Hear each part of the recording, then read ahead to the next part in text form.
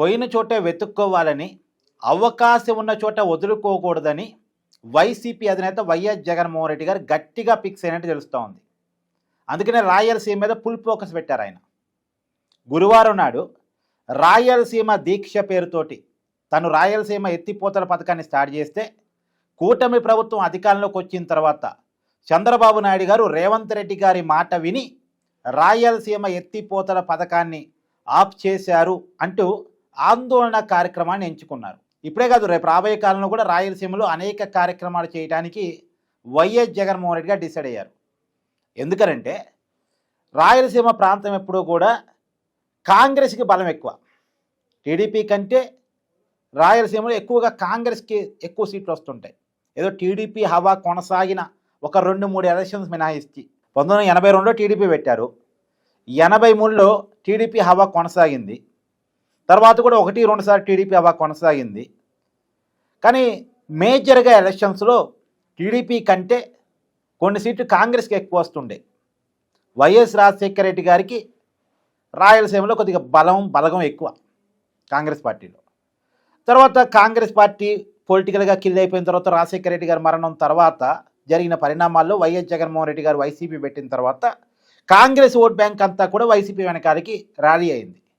2014లో YCP 67 స్థానాలు గెలిస్తే, అది వైసీపీ పార్టీ పెట్టిన తర్వాత మొట్టమొదటి ఎలక్షన్.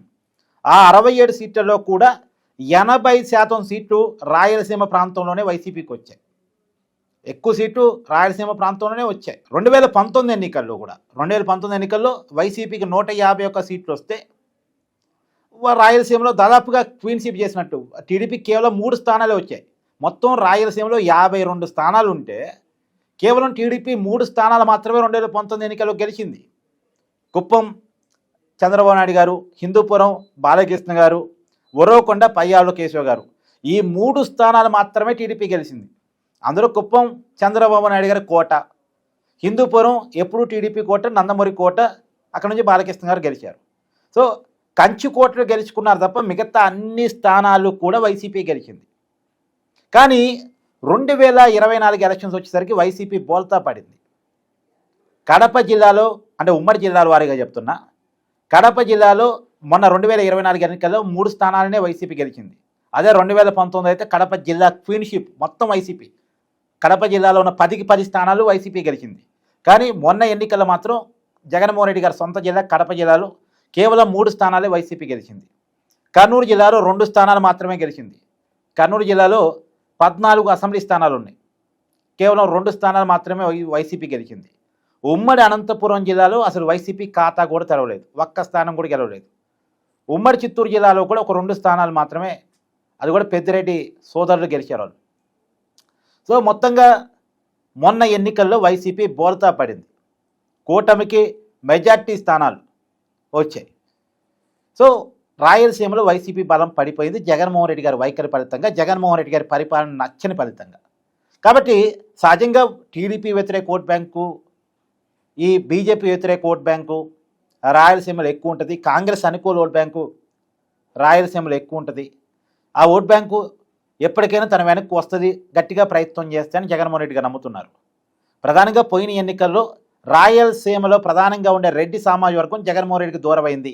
దాన్ని గుర్తించిన జగన్మోహన్ రెడ్డి గారు మళ్ళీ ఆ రెడ్డి సామాజిక వర్గాన్ని దగ్గర చేసుకోవడం కోసం, రాయలసీమ ఓటర్లని ప్రసన్నం చేసుకునే దానికోసం రాయలసీమ మీద ఫుల్ ఫోకస్ పెట్టాలని డిసైడ్ అయ్యారు. రేపు అధికారంలో రావాలంటే రాయలసీమలో ఎక్కువ సీట్లు సంపాదించుకోవడం ఖచ్చితంగా అవసరం. కృష్ణా గుంటూరు ఈస్ట్ వెస్ట్లో జనసేన టీడీపీ పొత్తు ఉన్నంతకాలం ఎక్కువ సీట్లు రావడం కష్టం. వైసీపీ ఎక్కువ సీట్లు తెచ్చుకోవటానికి ఏమన్నా అవకాశం ఉన్న ప్రాంతం ఏదైనా ఉంది అంటే అది రాయలసీమే.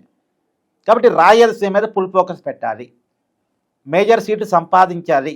ఎందుకంటే ఇప్పుడు వైసీపీ పరిస్థితి ఏంటంటే, మాకు ప్రతిపక్ష స్థానం ఇవ్వండి అని అడుక్కునే పరిస్థితి. కేవలం 11 స్థానాలే కదా ఆ పార్టీకి వచ్చింది, గౌరవప్రదమైనటువంటి స్థానాలు కూడా రాలేదు కదా. సో ఈ పరిస్థితిలో మార్పు రావాలంటే కొంత రాయలసీమలో ఫోకస్ పెడితే అవకాశం ఉంటుంది అనేటువంటి దాంతో రాయలసీమ మీద ఫుల్ ఫోకస్ పెట్టింది. దాంట్లో భాగంగానే జగన్మోహన్ రెడ్డి గారి రేపు రాయలసీమ ఎత్తిపోతల పథకం కార్యక్రమం కూడా అంటే ఆ ప్లానింగ్లో భాగంగానే. నిజానికి రాయలసీమ ఎత్తిపోతల పథకం జగన్మోహన్ రెడ్డి గారు అధికారంలో ఉన్నప్పుడు స్టార్ట్ అయిన మాట వాస్తవమే. అదే జగన్మోహన్ రెడ్డి గారు అధికారంలో ఉన్నప్పుడే ఆగిపోయింది. అప్పుడే కోర్టు కేసుల్ని తెలంగాణ ప్రభుత్వం అప్పుడు బీఆర్ఎస్ వాళ్ళు వేశారు. రాయలసీమ ఎత్తిపోతల పథకానికి పర్మిషన్స్ కూడా కేంద్రం నుంచి ఏమీ రాలేదు. దాని ఫలితంగా అప్పుడే ఆగిపోయింది. 2021లోనే ఆగిపోయింది. 2021లోనే ఆగిపోయిన దానికి ఇప్పుడు కూటమి ప్రభుత్వం ఆఫ్ చేసింది, చంద్రబాబు నాయుడు గారు ఆఫ్ చేశారు అని దీక్ష చేయటం అంటే కొంత విచిత్రమే. కానీ రాజకీయ లాభం కోసం. జనరల్గా అయితే రేవంత్ రెడ్డి గారి మాటల్ని పెద్దగా జగన్మోహన్ రెడ్డి గారు పట్టించుకోరు, పెద్ద పరిగణలోకి తీసుకోరు. కానీ ఇది రాజకీయంగా అవకాశం ఇచ్చిన మాట కాబట్టి రేవంత్ రెడ్డి గారు అసెంబ్లీలో నేను చెప్తే చంద్రబాబు నాయుడు గారు రాయలసీమ ఎత్తిపోతల పథకాన్ని ఆఫ్ చేశారని ఏదో బీఆర్ఎస్ నుంచి తనను తాను సేవ్ చేసుకోవడానికి తెలంగాణ అసెంబ్లీలో రేవంత్ రెడ్డి గారు చెప్తే ఆ మాట పట్టుకుని జగన్మోహన్ రెడ్డి గారు ప్రోగ్రాం పెట్టుకున్నారు. నిజానికి ఇక్కడ రేవంత్ రెడ్డి గారు చెప్పి కూడా నెల పైన అవుతుంది. నెల తర్వాత ఇప్పుడు ప్రోగ్రాం పెట్టుకోవటం అంటే ఇది రాజకీయం కోసం కాక ఇంకేముంది చెప్పండి. డైవర్షన్ పాలిటిక్స్లో భాగం తిరుమల నెయ్యి కల్తీ నుంచి డైవర్ట్ చేయాలని, అది కాకుండా రాయలసీమ మీద ఫుల్ ఫోకస్ కూడా పెట్టుకోవాలని, రాయలసీమలో ఎక్కువ సీట్లు సంపాదించుకోవాలని వైసీపీ గట్టిగా అనుకుంటుంది. కాబట్టి రాయలసీమలో తన ప్రయత్నంలో భాగంగా జగన్మోహన్ రెడ్డి గారు చేస్తున్నటువంటి ఇది. అందులో పులివెందుల జడ్పీటీసీ ఉప ఎన్నికలు ఓడిపోయిన తర్వాత ఖచ్చితంగా రాయలసీమ మీద, పులివెందుల మీద కూడా ఎక్కువ ఫోకస్ పెట్టారు. జగన్మోహన్ రెడ్డి గారికి కొంత భయం ఉంది. 2029 ఎన్నికల్లో తన సొంత కుటుంబం నుంచి తన మీద ఎవరైనా పోటీ చేస్తారేమో అనేటువంటి ఒక భయం ఉంది. అందుకనే పులివెందుల మీద కూడా చాలా ఫుల్ ఫోకస్ పెట్టారు. కొన్ని గ్రామాల్లో అయితే కార్యకర్తలు ఇలాగే జగన్మోహన్ రెడ్డి గారు వెళ్ళి కలిసి వస్తున్నారు. ఏదేమైనా జగన్మోహన్ రెడ్డి గారి ఫోకస్ మరి ఏ మేరకు పనిచేసిందో చూడాలి.